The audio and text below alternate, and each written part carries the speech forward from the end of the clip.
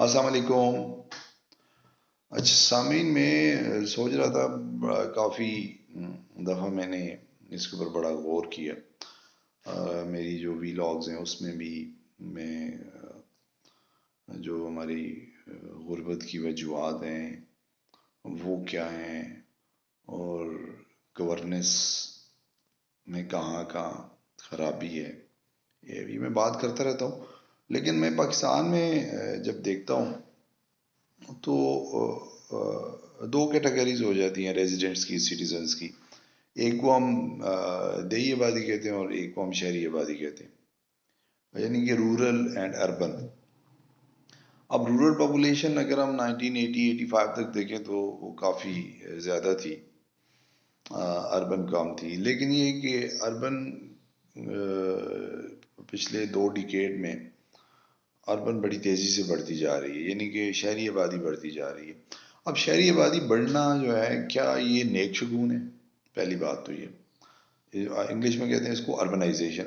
Urbanisation کیا نیک شگون ہے؟ مجھے نہیں پتا، ڈفرینٹ اسکول آف تھاٹس ہوں گے، لیکن میرے نزدیک یہ ایک نیگیٹو فینامنا ہے. اب آپ پوچھیں کیوں؟ اس کی وجہ یہ ہے کہ جو دیہی آبادی ہوتی ہے، جو رورل پاپولیشن ہوتی ہے، اس کو ہم کہتے ہیں پروڈکٹیو پاپولیشن یا پروڈکٹیو سٹیزن. اور جو اربن ہوتا ہے یا شہری آبادی ہوتے ہیں وہ کنزیومر ہوتے ہیں. آپ دیکھیں کہ آپ کے جتنے بھی ریسورسز جنریٹ ہوتے ہیں، چاہے وہ فوڈ ہے، ویئرنگ ہے، ایون انڈسٹریل را مٹیریل جو ہے یا مائنز اینڈ منرلز جو ہیں، وہ سارے دیہی علاقوں سے نکلتے ہیں. آپ کے پہاڑوں سے نکلتے ہیں، جنگلوں سے نکلتے ہیں، فارم سے آتے ہیں. تو کیا جب اربن کی آبادی یا ریشو بڑھے گی اور رورل یعنی دیہی آبادی کی ریشو کم ہوگی تو پروڈکٹیو سٹیزن کی تعداد بھی کم ہوتی جائے گی اور کنزیومر کی تعداد بڑھتی جائے گی؟ بڑا سمپل سا سوال ہے کہ اس صورت میں کیا ملک ترقی کرے گا؟ نیور، ترقی نہیں کرے گا. اب سوال یہ پیدا ہوتا ہے کہ کیوں رورل پاپولیشن اربن میں آتی ہے، حالانکہ دیہی آبادی میں ہمیں بہت ساری چیزیں جو شہری آبادی میں ہمیں مطلب پیسوں کی ملتی ہیں، ایون پانی تک وہ ہمیں گاؤں میں فری ملتا ہے. ہماری اجناس جو ہوتی ہیں وہ ہمیں بڑی کم قیمت پہ ملتی ہیں، بعض اوقات فری میں مل جاتی ہیں. جب کوئی فصل تیار ہوتی ہے تو ایک دوسرے کو لوگ بانٹ دیتے ہیں، دودھ، دہی، لسی، گوشت، ساگ، ترکاریاں، یہ چیزیں گاؤں میں بڑی اکنامیکل پرائس پہ مل جاتی ہیں. اچھا بہت سارے لوگ اگاتے بھی ہیں، ایون لوگوں کو شوق ہوتا ہے جو کمرشل بیسس پہ نہیں اگاتے، وہ اپنے کھانے کے لیے ضرور اگاتے ہیں.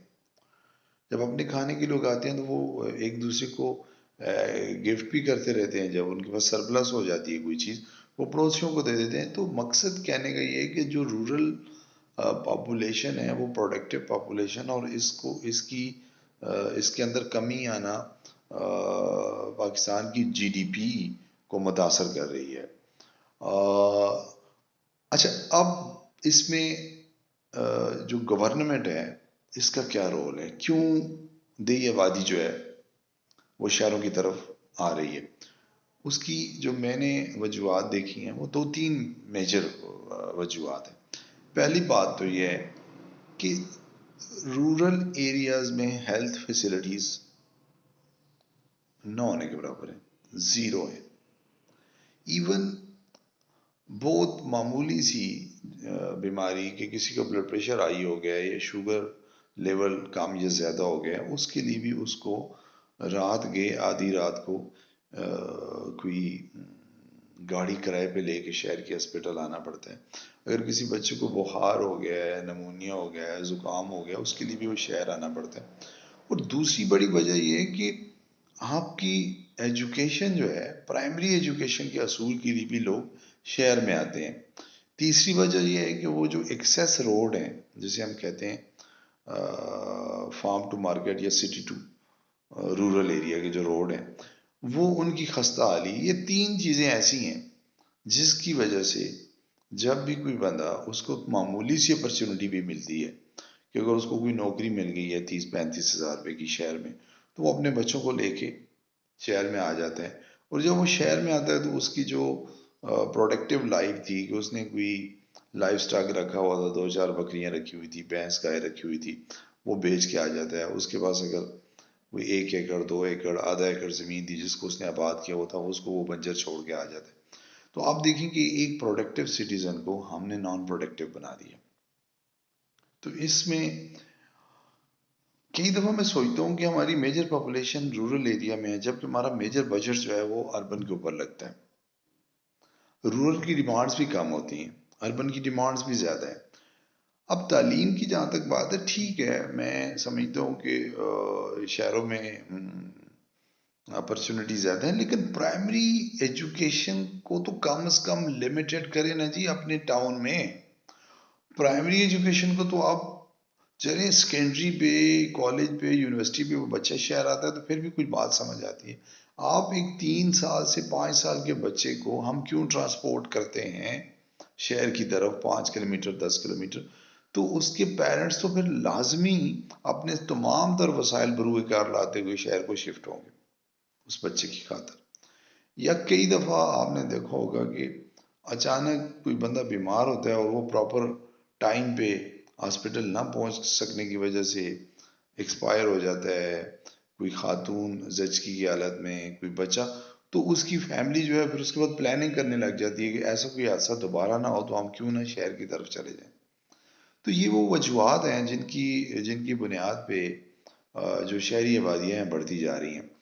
اس کے علاوہ ایک اور خطرناک جو ٹرینڈ ہے جو 1999 یا 2000 کے بعد شروع ہوا ہے، اور ابھی آپ نے اگر ریسنٹلی دیکھا ہوگا سپریم کورٹ آف پاکستان کی چیف جسٹس کے ریمارکس بھی تھے کہ جب وہ ریئل اسٹیٹ ٹائکون کی بات کر رہے تھے تو انہوں نے کہنے لگتے ہیں کہ پاکستان شاید پرویز مشرف، پرویز الہی اور ملک ریاض کا ہے. تو یہ جو سوسائٹیز کا کانسیپٹ آیا ہے شہروں میں، اس نے بھی اربنائزیشن کو فروغ دیا ہے، اور یہ انتہائی خطرناک ہے.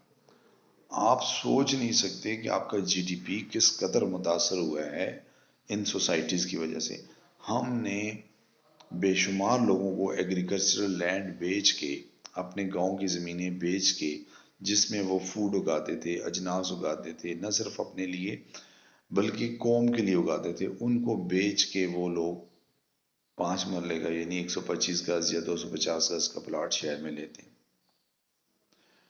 اور نہ صرف یہ کہ بلکہ بہت سارے پراپرٹی ٹائکون یا جو بڑے برانڈ ہیں ڈی ایچ اے یا بیریا، انہوں نے تو فارم لینڈ کا ستیہ ناش کر دیا.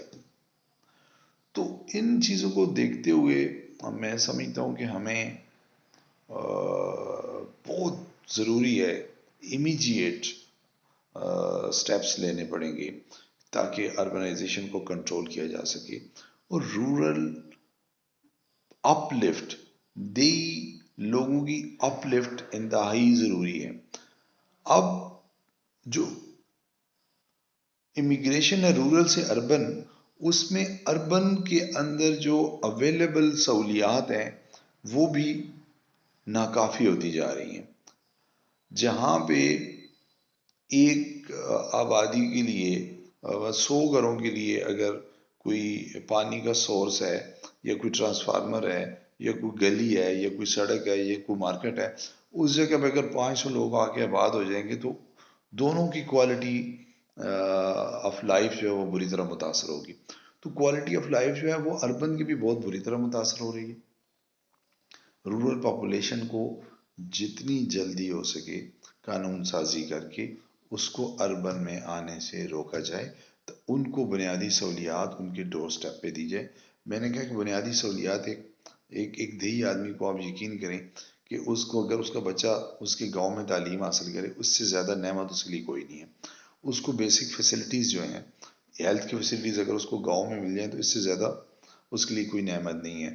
اس کا جو 4-5 کلومیٹر کا جو شہر سے گاؤں کا جو سفر ہے وہ آدھا گھنٹہ، گھنٹے کے بجائے اگر 10 منٹ کا ہو جائے، اور وہ 10 منٹ کا اسی صورت میں ہو سکتا ہے جب وہ جو روڈ ہے ان کی حالت اچھی ہوگی.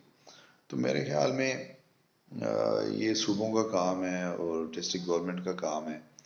یہ تعلیم اور سے تو میرے خیال میں ڈپٹی کمشنر لیول کا کام ہے. یہ مطلب بنیادی تعلیم کو گاؤں تک محدود کریں. جو بڑے برانڈ ہیں ان کو پابند کریں کہ وہ گاؤں سے بچوں کو ایڈمٹ نہیں کر سکتے، بلکہ اپنی برانچیں وہاں پہ جا کے اسٹیبلش کریں تاکہ چھوٹے بچے شہر کی طرف ٹریول نہ کریں، جس کی وجہ سے نہ صرف ان کو سیکیورٹی کے ایشوز ہیں بلکہ ان کا سب سے بڑا ایشو ان کی ہیلتھ ہے.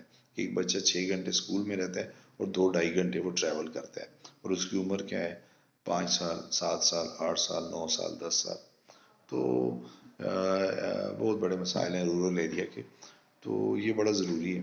میں چاہ رہا تھا کہ جو ہمارے ارباب اختیار ہیں اللہ تعالیٰ ان کو عقل سلیم عطا کرے کہ وہ ان چیزوں کی طرف دیکھیں. والسلام.